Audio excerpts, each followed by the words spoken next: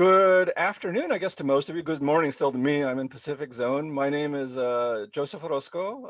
I'm a professor of philosophy over at Oregon State University, and it's my honor to be the chair for this, the second of the Acorn sessions. Acorn, of course, being the journal for pacifism and nonviolence associated with Concerned Philosophers for Peace, edited up by our own Greg Moses.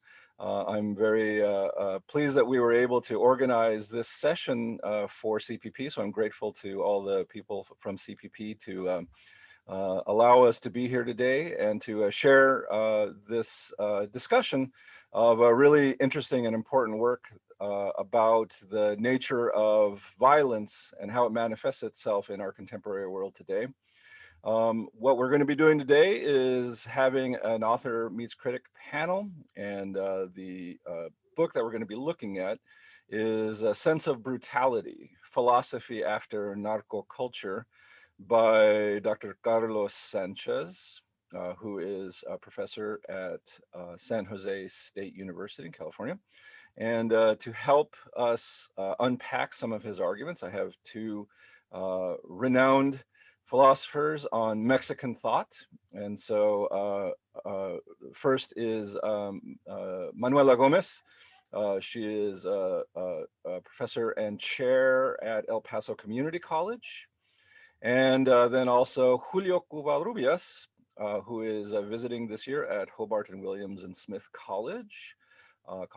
And so I'm excited to hear the thoughts about how we might need to reconceptualize brutality in the wake of organized narco trafficking in Mexico, and how that sort of should shake up and change our notions of what violence means in the world today, and how that's related to state organizations around globalized neoliberalism and so forth. So what will proceed is that Carlos will talk for just a few minutes, and then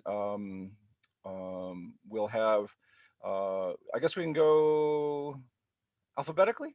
We go that way? Would that be best? Or do you have a preference, Manuela? We'll go alphabetically. We'll go Professor Covarrubias and then Professor Gomez.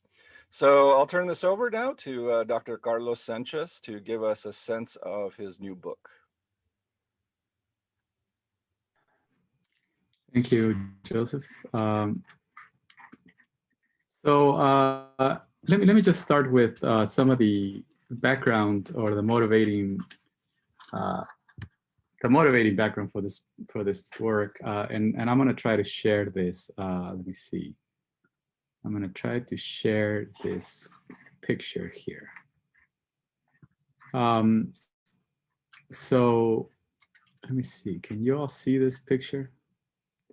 So I saw this picture. It was in a newspaper a while back, a few years ago, and it really impacted me. It impacted me because of what's going on around the picture. There's a dead guy right there in the middle, and then there's stuff going on around the picture. Obviously, you can see that there's people living life normally. There doesn't seem to be any great interruption about what's going on.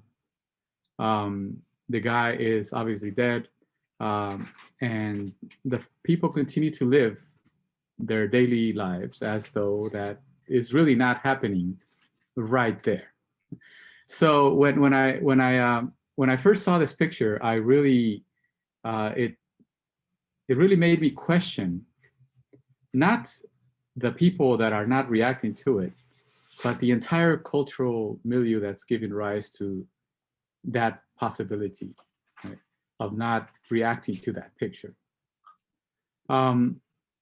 So that's when I started to think about well, I mean, obviously the story eventually went out to say that this guy was a narco, that he was involved in narco trafficking. It happened somewhere in Juarez, and the guy had been killed midday by assassins who kind of ran away.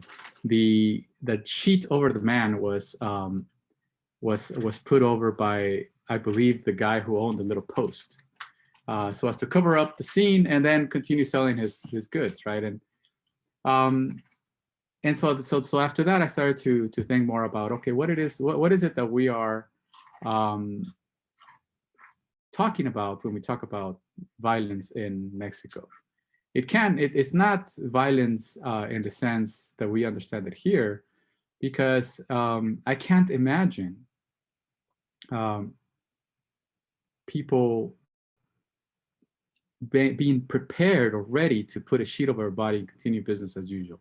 That's what really got me started on this, right? Like, I wanted to know, or I wanted to think about why this was a possibility. And so then I decided to think about the kind of violence that we were talking about. And for that, the real distinction for me happened when I was reading Max Shaler. And Max Shaler, in his book, The Nature of Sympathy, in one page in the beginning of the introduction of that book, in one paragraph, one small little paragraph, he makes a distinction between cruelty and brutality. And that distinction was really jarring for me, because it really put into perspective what that picture was all about. Right. So the Max Shaler distinction between cruelty and brutality and that picture really set the wheels in motion for me. And I was able to then continue thinking about narco-culture in a bigger, more expansive way. So what I'll do now is that I'll share some my slides here, just to go over kind of briefly an overview of the book, which tries to think about the kind of violence that hides itself, but is the kind of violence that is excessive enough to hide itself in a particular culture. And so that was the whole point of the exercise. And so I needed to begin by talking about different aspects of that culture, right? I needed to think about what it meant for a culture to be a culture. I needed to think about what violence was in the philosophical literature. So I kind of engaged myself in that. And then I needed to make that distinction between brutality, cruelty, and just regular violence, to really emphasize what I was talking about here, that we were talking about a violence that was hiding itself, that had its particular logic. And then I wanted to give a very concrete example of what I was talking about. And we get that in chapter 4 in my book with my discussion of pozole. And so I think that it's important then to kind of conceptualize it in that sense, in this kind of journey that I took to get to what I wanted to get to. And so in the introduction, if you read the text, I have this story about going to Sinaloa, to Culiacan. Early on in my research, I was invited by a good friend of mine, professor of philosophy there at the Autónoma de Sinaloa, to present on this work. And it was an eye-opening experience for me in many, many different ways. I wanted to not only talk to the people that were on the ground, but also get a sense as to what that culture was like. I'm from Michoacan, but I haven't been back there for 30 years, and so I really didn't have any sense as to what the cultural feel was in these places. And so I went there, and one of the things that I wanted to see, I wanted to visit the famous Jardines de Humaya, which is right there in the outskirts of Sinaloa. And it was an eye-opening experience from the moment that I asked about it, right? The moment that I asked my host to take me there, it became an adventure. It was like he had to get permission, not from the people that owned the cemetery, but from other folks, right? That were not particularly in charge of it. And then just walking around and kind of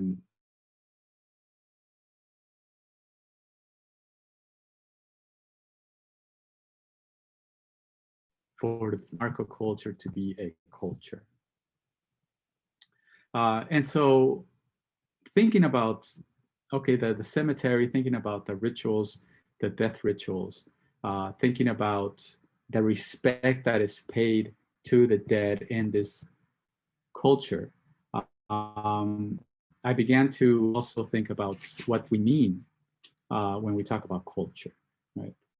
And so in the first chapter of my book, I try to make a distinction between what we mean by culture and what we mean by subculture. I really wanted to say that we can't commit ourselves to this homogeneous culture, or the concept of a homogeneous culture, that there is one culture and then everything else is kind of a subfield to it, or sub aspect of that culture. I wanted to say that all cultures could have equal footing.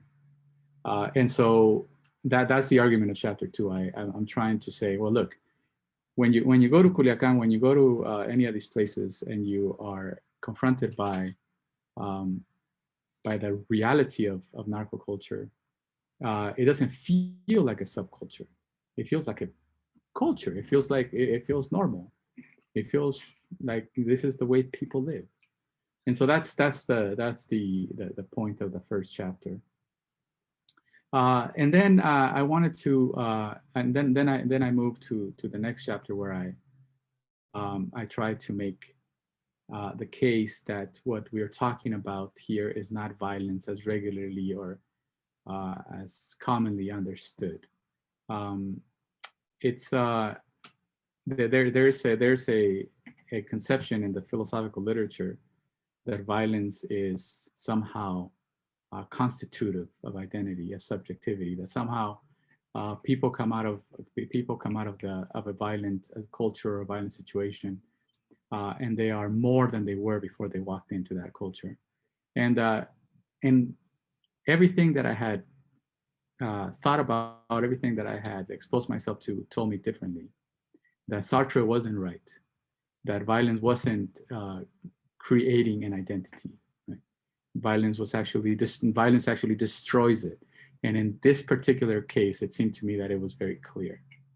And so I had to make this distinction between violence as it was understood in the philosophical literature, then brutality, as I was going to introduce this concept now to kind of give us a better view of things, better explanation.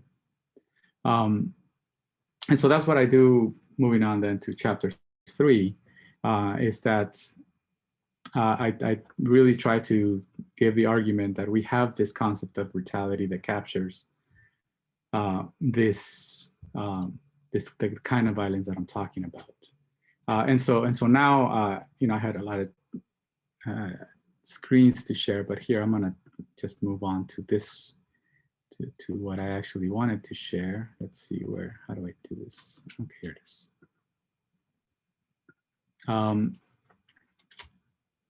And let's see. Sorry about this. Let's see.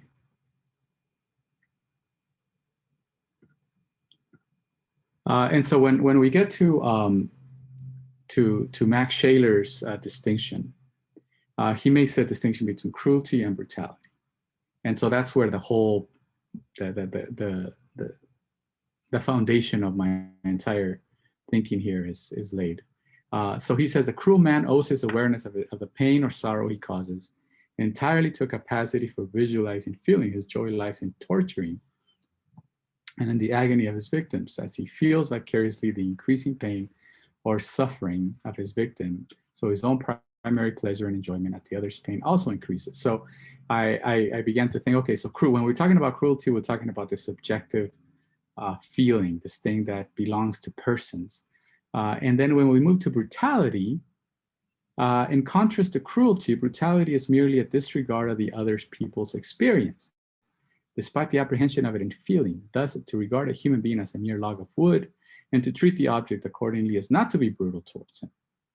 On the other hand, it is a characteristic of brutality that, given merely a sense of life undifferentiated as yet into separate experiences, Given even the fact of an enhanced appearance of life or a tendency towards it, any violent interruption of this tendency is enough to mark it as brutal. So in that part where Shaler talks about the log of wood, that was really important. That was an important moment for me, because then I realized that we were talking about that picture that I showed in the beginning, right? It's not, it's no longer, you can't recognize the act as a brutal act, because the person that has been brutalized so much that this person has become an object. So there's no brutality. There's a sense in which brutality has hidden itself. Violence has faded into the background, which I call the negative logic of brutality in the book.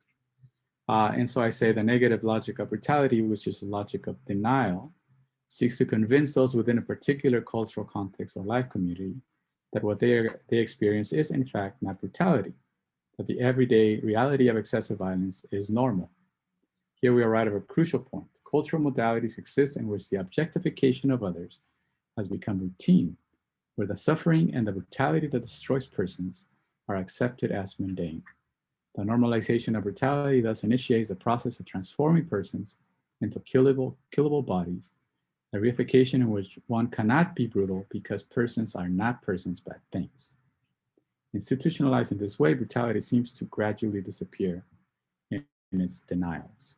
And so that's like the core insight, I think, that I'm trying to offer in the book, that there is this kind of violence that hides itself, and it can hide itself behind its own spectacle, really. And I use narco-culture because I think it is a great example of the way that this happens. I also think that it is possible to utilize this conception then to talk about other cultures and other life communities, other things that are happening in the world, and use the same the same concept to kind of talk about those things in a way that retains the violence and the suffering that's going on, but also tries to say it's more than it's more serious than we're making it out to be. It seems to me one of the key intuitions here is that whenever we're talking about a particular violent act or a particular sort of violence towards others, it's the words that we use that really motivate action and reaction on the part of society. And so I think that it's important to reframe these cultural contexts so that we understand better what it is that we're talking about. In the last chapter of the book, for instance, I talk about the act of pozole, which it's common in this culture to kill a person and get rid of all evidence that this person ever existed, thereby erasing their subjectivity, their personhood in very dramatic and excessive ways. And this person is completely gone from the face of the earth by reducing them to liquid, right? To liquefying a person. And as I wrote that chapter, as I thought about that practice of liquefying persons, I also came across different levels of resistance that happen within a culture to try to keep that from happening, right? So with the case of the very famous pozolero Santiago Mesa, he specialized in turning people into liquid for the cartels. But still, the mothers of those victims were able to find traces of their kin in the liquid, pieces of tooth, pieces of hair or bone or whatever that they were able to use to identify and bring back the person, right? Re-realize the person instead of derealize them. And then there's after I had written the book, I came across a documentary about the the 43 missing students in Mexico. And one of the chants that the mothers would use to draw attention to their cause was, sin cuerpo no hay justicia, right? Without a body, there is no justice. And so there was a sense in which they were going to go to any length to find any trace of that body's existence at some point to make sure that justice was done. So there's this there's effort by these brutal cultures to turn people into objects and completely derealize them. But I believe that ultimately the positive and hopeful message is that, you know, people are not going to allow themselves or allow others to completely erase them from the face of the earth. So I think that's the positive part of my text. I think that's a positive message here, that if there is a positive message, I'm not really sure there is, but if there is, it's that we are harder to get rid of than we sometimes think. So that's my kind of overview of the book. I hope it made some sense, and I look forward to hearing whatever criticisms you guys might have. Thank you, guys. Okay, thank you, Carlos. I've been reminded that our program is slightly different in terms of the order of presentation. So I'm going to go back to the order of presentation. So next up is Manuela Alejandra Gomez from El Paso Community College. Manuela, please. Thank you. Congratulations, Carlos, for your book. I'm going to share a little bit of my criticism. So you present an innovative philosophical project that expands the parameters of what philosophy is expected to do. The book, A Sense of Brutality, Philosophy After Narcoculture, endeavors to think about brutality and narcoculture philosophically using the methodology of phenomenological existentialism. The subtitle, Philosophy After Narcoculture, offers an interesting play on meanings and two different possibilities. The first one, as if the word after means that philosophy is chasing after narcoculture and out to seek and demand justice. The second, where the word after has a temporal meaning as philosophy that occurs not before but succeeding narcoculture. Although the first possibility sounds exciting, Sanchez sets out to direct his unique analysis after the political and social effects of 2006, when the then president of Mexico, Felipe Calderón, declared the war on drugs and narco trafficking, detonating extreme brutality and hundreds of thousands of deaths in Mexico. Sanchez argues that his exploration is similar to French philosophers who philosophized after Auschwitz and American philosophers who philosophized after 9/11. The difference here is that for most people in and around Mexico, the effects of narco violence have not passed. They are still here, more present than ever. We cannot speak of these phenomena as concluded in a past tense when they continue to manifest and transform daily. A more fitting description, instead of philosophy after narcoculture, would be to say that this is philosophy during narco violence. Nonetheless, in this study, Sanchez offers a series of fascinating and relevant philosophical reflections after he looks at specific narcoculture examples, mainly from news articles, books, narcocorridos, and he attempts to extract their meaning and essence. The cover of the paperback edition of the book is black with white and red text surrounding an image of 3 bullet holes that aesthetically manifest a dark, serious tone. Although not all narco violence is always visible, the 3 gunshots symbolize to the reader some of the physical damage that is sometimes left behind. The book is comprised of 4 chapters that range from legitimizing and understanding narco culture as a standalone culture to an analysis on personhood. Despite the everyday normalization of death and suffering that most Mexican people have grown accustomed to, these chapters weave an argument of urgency in addressing this humanitarian disaster. In the first pages, as Sanchez describes some disturbing cases of narco violence like decapitated corpses and bodies found in car trunks to illustrate the extreme brutality that he seeks to analyze, Sanchez states, quote, "Although these scenes unfold in places and contexts that are usually unfamiliar to us, we are all witnesses," end of quote. Here, Sanchez defines his positionality as someone removed from the context of narco violence and his audience as those who are detached and foreign to the gruesome reality of it. His audience seemed to be interested Americans from the outside looking in. An example of this is in the initial chapter on culture and narco-culture that starts with the lyrics of Mis Tres Animales, a popular Mexican song by Los Tucanes de Tijuana that glorifies the narco way of life. The lyrics are presented in English when the song is originally in Spanish. Los tres animales are perico, gallo, y chiva. They are metaphorical slang references to drugs, and although Sanchez explains what they mean, cocaine, marijuana, and heroin, some of the original connotation is semantically lost when the words are presented in English. In future chapters, the lyrics are presented in both languages. When talking about narco-culture, we are simultaneously exploring a culture of creation and destruction. It is a culture that produces fashion and music, and one that annihilates whatever is in its way. Therefore, we must talk of two or more sides and stay away from homogeneous explanations. Dualism is necessary since there is no single territory more saturated with narco violence than the US-Mexico borders. But Sanchez presents Mexico as one monolithic space that suffers equally. There is no specific distinction or analysis offered for border places like my hometown of Ciudad Juárez, Chihuahua, at one point considered the most dangerous city in the world and the main battleground for the Mexican war on drugs, even before the political events of 2006.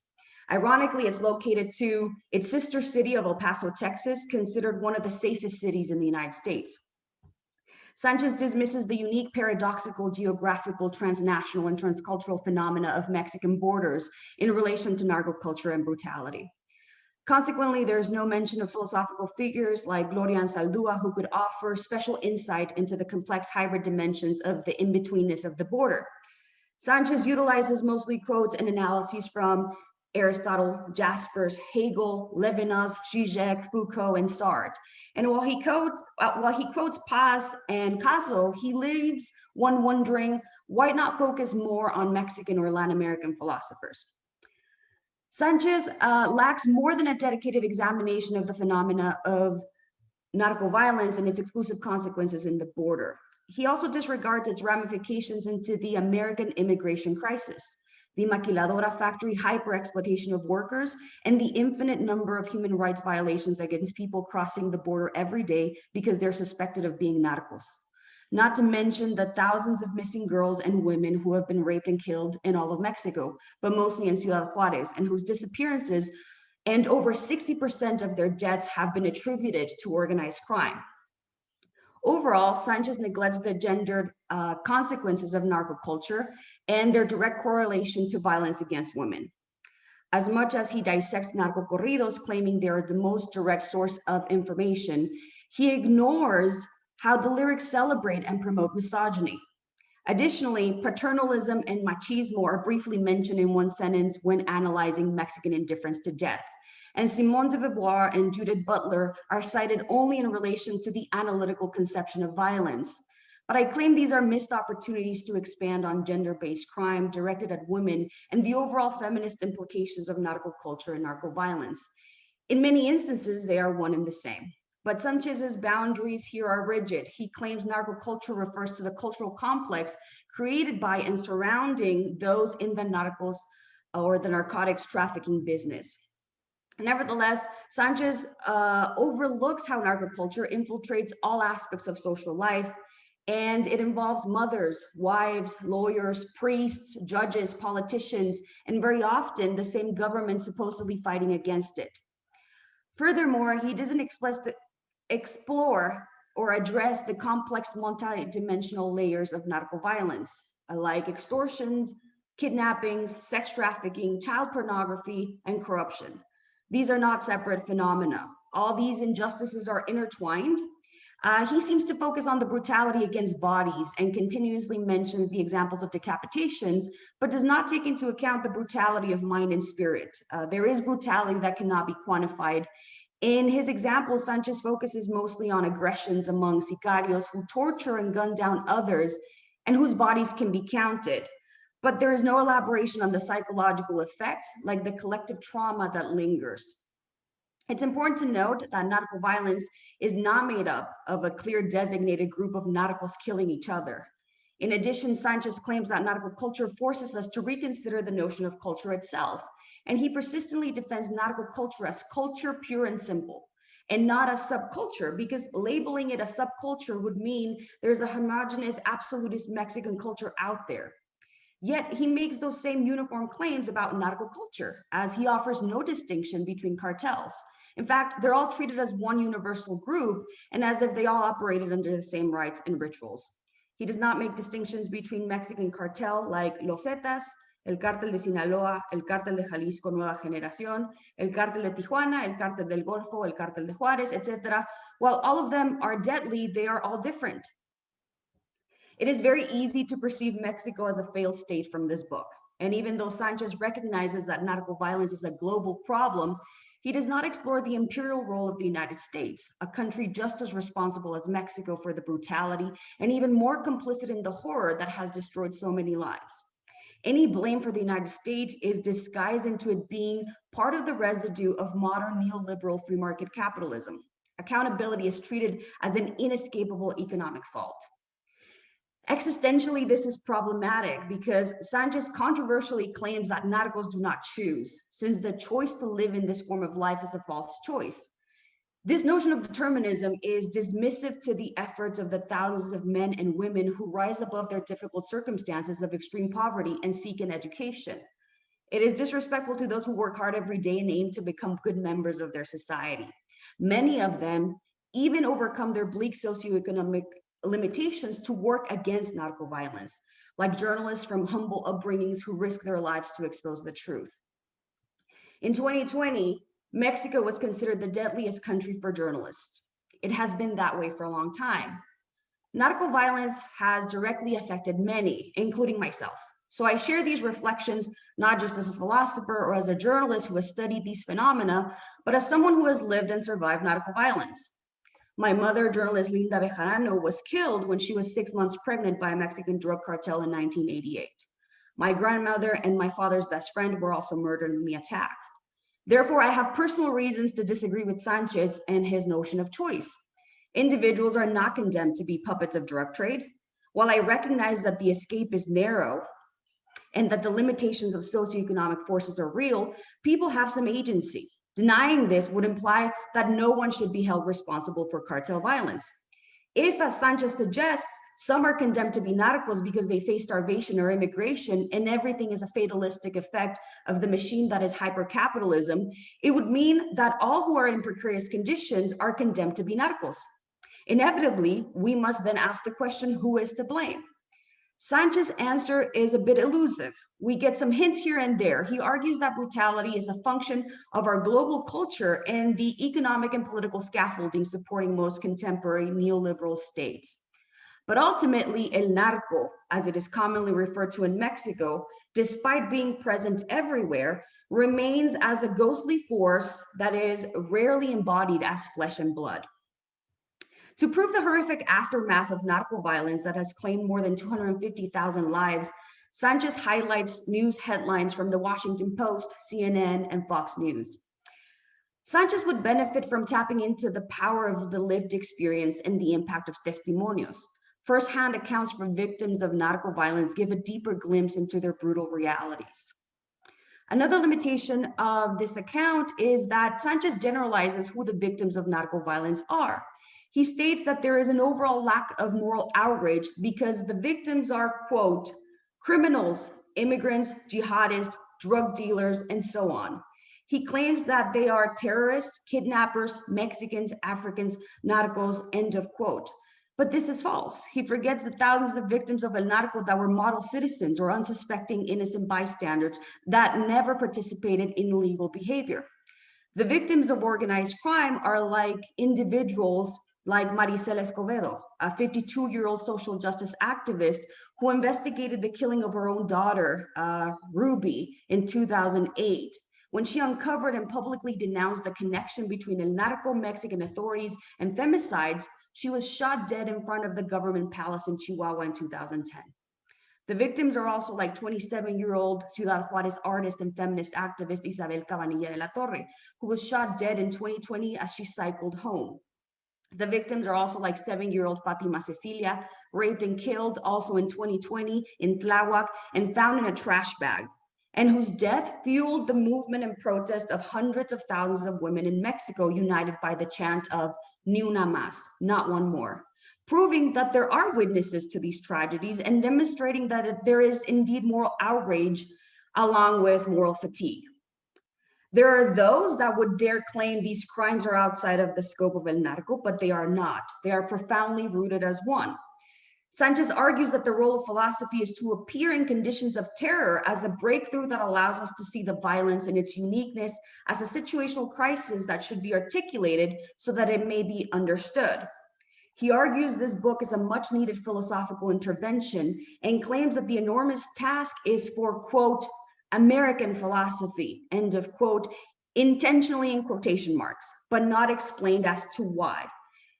This is an essential consideration. As philosophers, we need to define who gets to analyze Mexican culture and on what grounds, even more so when there is a need for an intervention. We need to defend Mexican philosophy and the importance of the positionality of philosophizing as a Mexican and not just be content with philosophy about Mexicans. Sanchez puts forward his own conceptual intervention that is mostly descriptive and that focuses on the existential complexity of narco culture, but leaves one wanting more clues for normative prescriptions that would serve as potential solutions for the moral challenges and their brutal effects. His conceptual analysis is on culture and violence, and his suggestions imply that the concept of terror and cruelty are insufficient terms. He argues that we should call hyperviolence brutality, that brutality is the surplus of violence that transgresses the limits of violence. But there are some dangers and limitations to conceptual interventions. One question to consider is, how will replacing a word over another going to solve this crisis of civilization? How is a conceptual intervention that asks us to use the word brutality instead of violence different than arguing that el narco is better called organized crime, mafia, drug lords, or sicarios? If words matter that much, we need to take a closer look at Sanchez's use of pozol versus pozole. Sanchez claims that brutality brings about an absolute derealization of persons, that is a total erasure of their bodies in rituals of deconstruction. One of these rites of necroviolence practiced by El Narco is that of liquefying bodies in a tub of acid as to dissolve their being. He calls this, quote, making pozol. However, pozol does not exist. Pozole is a traditional soup or Mexican stew from Mexican cuisine. And this subtle difference shows some of the consequences of being detached from a culture and the individual experiences surrounding it, as you do not have immediate access or knowledge to the use of certain concepts at the ground level or the discursive practices that elucidate those concepts. Sanchez's work comes full circle as he presents an interesting dichotomy that is conflicting yet captivating. On one extreme, he begins his introduction by claiming that narco culture recognizes and celebrates narcos' lives, and he cites the narco necropolis Jardines de Umayá, a cemetery in Culiacán, Sinaloa, famous for its opulent displays of posthumous rendition to narcos. This place is mentioned in many narco corridos because it preserves the memories of many narcos that are considered idols. And then on the other hand, towards the end of his book, he argues that narcos' lives are disposable and that their bodies are liquefied in barrels of diesel to make them disappear and as a complete erasure of who they are. Narcos are presented as both cultural heroes and leftover human stew. And this is because understanding narco culture and narco violence is an intricate task. It is bipolar, extreme, and contradictory, hence why congruency is so easy to criticize. But despite my explicit criticism, I am truly convinced that this is a crucial philosophical project. I am very excited for the moral and practical implications that follow from Sanchez's descriptive work, because not very many scholars will take on the challenge of talking about the brutality of El Narco. Sanchez bravely shows us that we need field philosophy to look at the world around us, and that we should analyze specific sociopolitical phenomena to make radical recommendations. Overall, this book is a great and much needed start towards that direction, and Sanchez successfully paves the way for a new type of philosophical inquiry. Thank you. All right. Thank you very much, Manuela. Next up, we have to offer some commentary, Julio Covarrubias, and then after that, we'll allow some time for response from Carlos and discussion between panelists. But let's turn this over now to Julio. Julio, please. Thanks. Thanks for the invitation. That's a tough act to follow. That was an excellent analysis. Uh, yeah, so I'm thankful for the opportunity to comment on this book in particular because the opening discussion that Sanchez, I'm just going to say Sanchez, has about this comparison of these post-war contexts where Jewish philosophers are just kind of baffled by the fact that philosophy has had nothing to say about the Holocaust, right? The Judeo-side of World War II. And I think in the same way, a lot of us who are sort of at the margins of social and professional recognition also see sort of analogously this are also kind of astonished by this serious lack of engagement with the very real conditions that are faced by people where we're from, by people in our communities, or sometimes our families, or as well, if we're talking sort of more generally outside of the context of narco violence, just the conditions of the vast majority of human beings on this planet. So for that reason, I welcome the publication of Carlos Sanchez's A Sense of Brutality. In this work, Sanchez breaks new ground in philosophy and stages what I think is a necessary and original intervention, one that I think he too modestly circumscribes, delimits as a contribution to. He says it's a contribution in Mexican philosophy. I think it's a more broader contribution than that. In my view, what is sort of stirring about Sanchez's book, and which I take to be his key contribution, is his discussion of violence, in which he develops a perceptive account of the concept of brutality, as distinguished from mere violence or cruelty. Like any other book, however, A Sense of Brutality raises questions that require further exploration, and that will be my main focus here. In particular, I will be discussing what I see as some tensions or problems in Sanchez's project that I am not convinced he is able to resolve or account for.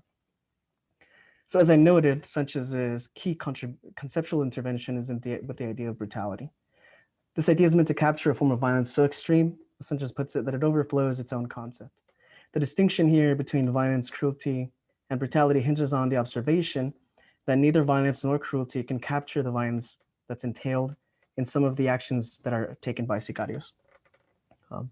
To show this, Sanchez provides an analysis sort of by definition, and that narco culture itself is in fact a product of the contemporary capitalist civilization. Hence, he claims that narco culture itself is in fact a product of, hence he claims that narco violence is a crisis of civilization that we may all be implicated in. So I must confess here that, however, that I find the evidence that he presents regarding narco culture as a culture wanting. In general, I tend to think that culture is what we invoke when we don't really understand a particular social phenomena, or don't know how to contend with the facts that a particular phenomena presents to our point of view. His argument rests primarily on this argument from cultural production, the cultural production of narco culture as a part of the culture, and as contributing something universal to, of universal human value. There's a very short introduction text about the Aztecs. A very short introduction to the Aztecs text begins exactly with the very same kind of idea. How could it be that the Aztecs both did all of these sacrifices and then produced the most beautiful poetry? I think that I think that that's not necessarily a coincidence when the whole frame of the project is that it's a crisis of civilization. It's structurally, I'm not sure that I see the difference between interpreting some segment of the Mexican population as brutal, sort of in this sort of incomprehensible, excessive way, and the way that the Spanish theologians talked about this kind of how they couldn't grasp how there was practices of whatever it was, of polygyny, things like that in the New World.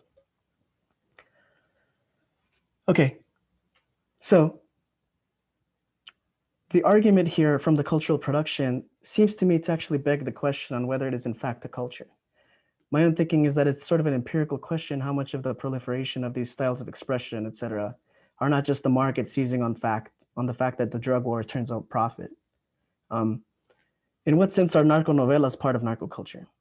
How many of the narco corrida singers are actually narcos themselves? In being members of narco culture. We know the examples of singers that have been killed, but how many of them have been killed for actual involvement versus pretending or singing about the wrong person?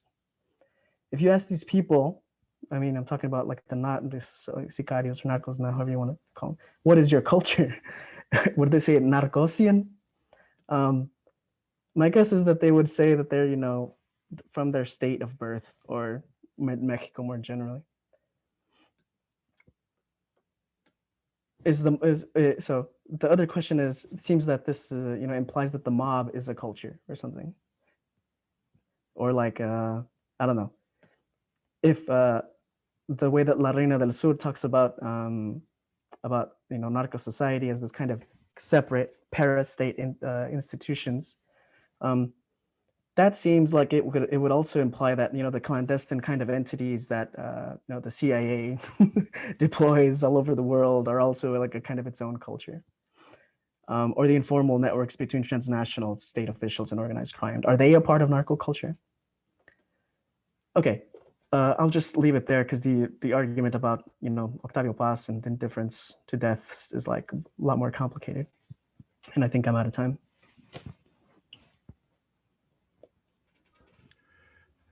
Thank you, Julio. We'll take some time to give Carlos a chance to respond, and then if there are some questions from the audience, we can take that. But Carlos, could you take maybe about 5 minutes or so and respond to Manuela and Julio? Yeah, it's weird because this is actually probably one of the first times that I actually meet my critics.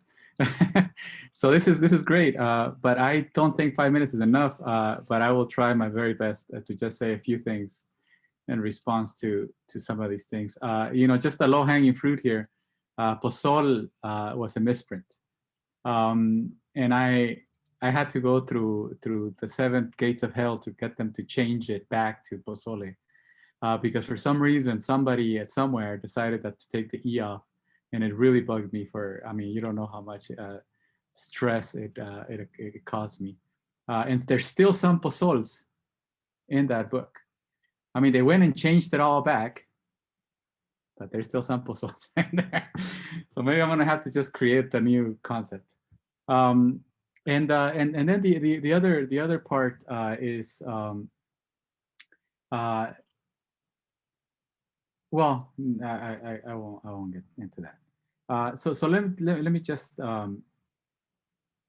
get to some of these things. I think that one of the biggest things that I heard from Manuela was my lack of analyzing specific concerns in terms of like gender violence, violence at the border, women, etc., and also bringing in some philosophers like Ansaldúa, or even Mexican philosophers that I am perfectly capable of wielding here. But I think that for me, the reason why I wrote this book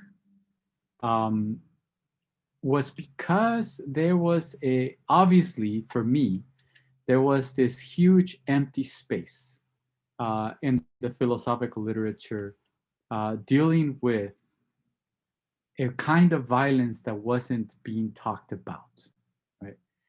We weren't talking of, it's one thing to write a book about the conceptual nature of violence and talk about violence and forever. But it's another thing to talk about a violence that is both situated and at the same time, as you're thinking about it, it burst out of its concept. And to me, in my brain, that was, it was important to address. Like I needed to fill that void somehow. I needed to talk about not only this violence that was situated, but also that was situated so close to me, right? Like I never lived at the border. Like I've never have. Although I crossed it when I was a kid, I never lived there. I had uncles that were murdered by narcos. But at the same time, the way that I'm sitting here in the United States, consuming information about what's going on in Mexico, was very impactful for me. Like I think that I situate myself as a consumer of this kind of information in this book. Like I'm saying, this is what I'm getting, right? And so that's why, like, I try to say things about, you know, this is a phenomenological project, etc., because I'm trying to give this description, this descriptive account of what I'm seeing, right? Not what I'm living, but what I'm seeing. And so it's and so that's why I think that I took on the project. Now, why did I not engage with the specific kinds of violence? You know, the disappearances of women that is prolific. Why did I not mention the victims enough? I think. I mean, I know that the reason why I didn't do any of those things is because I wanted to keep the focus on the philosophical aspects of what I was thinking about, right? And it was hard because I needed to say stuff like, by the way, I don't think that I don't think, I mean, I don't remember if I say anything to suggest that the victim, there were victims that were not part of the narco culture or that were not involved in the actual crimes, right? I don't think I say that, but if I do, then I didn't mean to say that. I have this. I remember talking about how sometimes narco culture is sometimes you join it and sometimes it joins you. Right? And I was trying to make that move where I was saying, well, you know, the victims here are going to be everyone, not just the people involved in the actual crimes or the actual criminal activity. And so yeah, so that I wanted to mention that. Also, I'm not even sure I'm responding to anything you said, Manuela, but there was this point that you brought up about choice, and whether or not the people that were involved in it had any choice, or the people that have been involved in it had any choice in being part of this culture.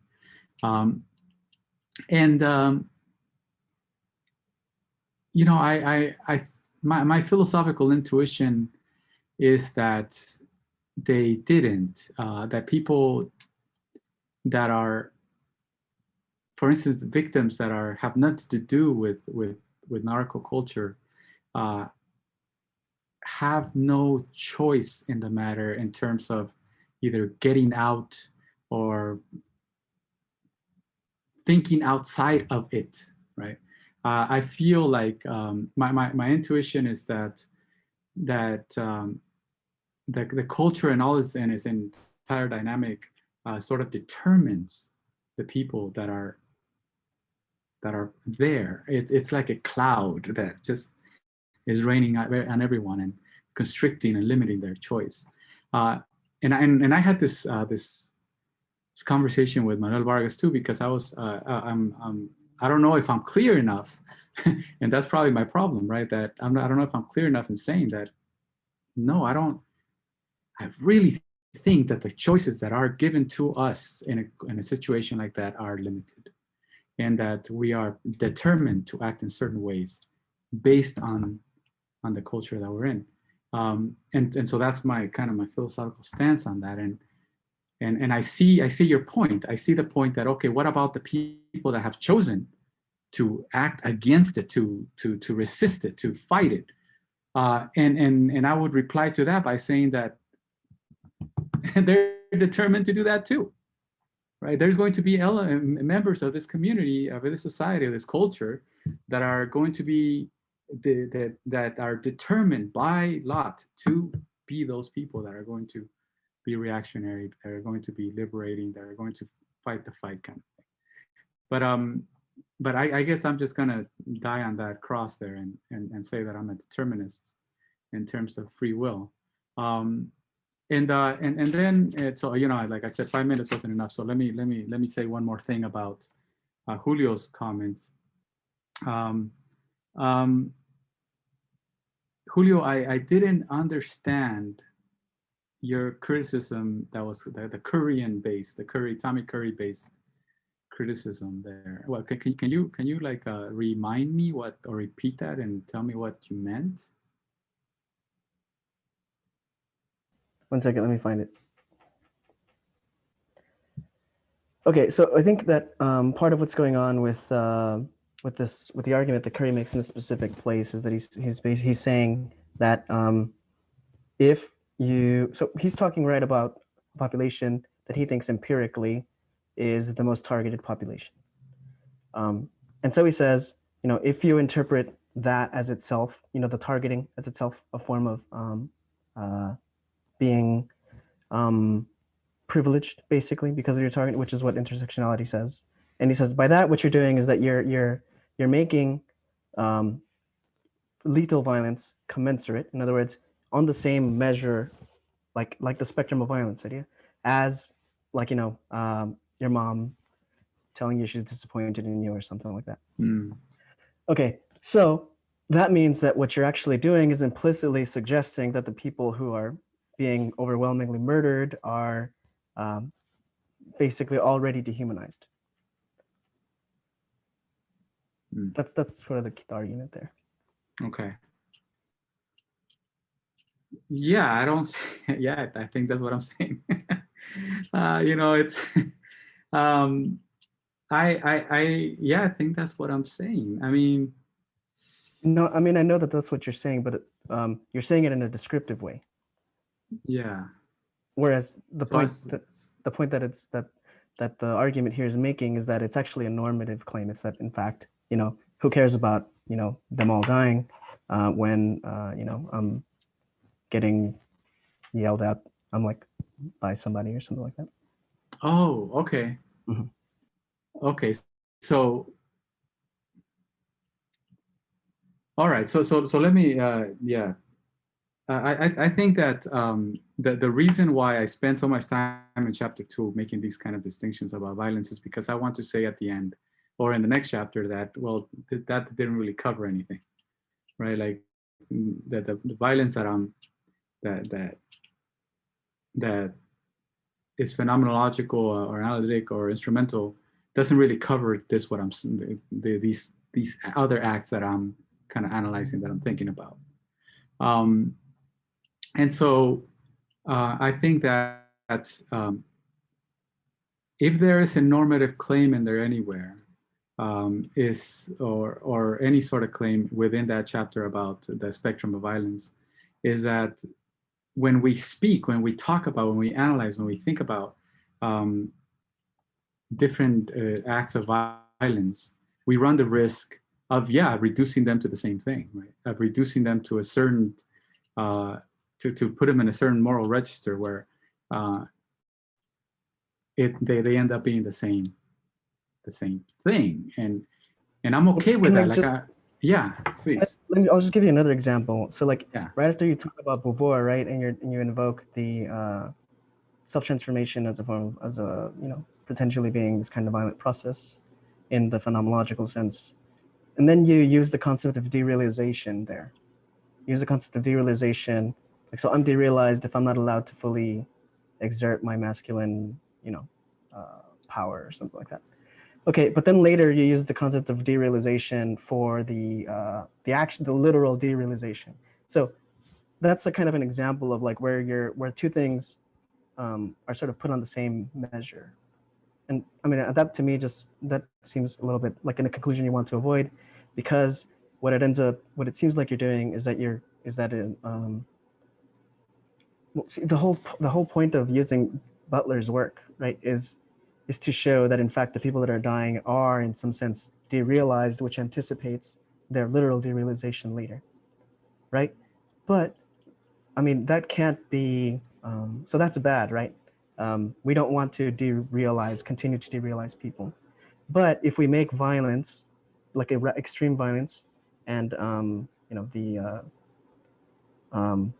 this, I don't know what to call it, the soft violence, or you know, the with damage of some sort, if you want to call it violence. If we make those just part of a spectrum, they're like not different in kind. It seems like that we are already doing that, if that makes sense. That's sort of my intuition. I don't think that you actually need. I mean, I think that you can. I think that you can probably. I'm not sure that you need the concept of the spectrum of violence to make claims about violence overflowing itself in brutality. Okay. Yeah, but that's just a concern that I had. Okay. Well, I'm glad neither of you were my editors. That would have put a dent in the thing. So thank you, guys. No, I'm gonna think about these both of these things. I mean, obviously, I think that as a final thought here for me is that I really wanted to introduce this topic and the reason why I call it Mexican philosophy, because I think that's what I'm doing. Basically, because I wanted to open up a space of conversation for these kinds of things and to introduce topics that are kind of outside the mainstream, especially related to Mexico and my particular heritage here. So thank you guys very much for this. As I continue with this project, I will definitely take those criticisms into account. So thank you very much, and I'm sorry I didn't get to answer all of them, but there's a lot to think about. Thank you.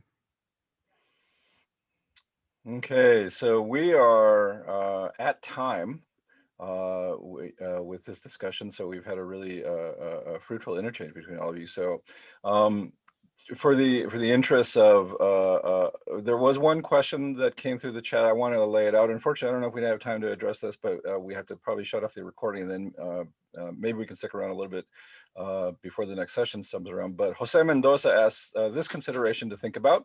Why should we see narco brutality as necessarily an outcome of capitalism and as not as a return to feudalism? So looking at the sort of bigger social political outcome. So because of the interest of time, though, I want to just say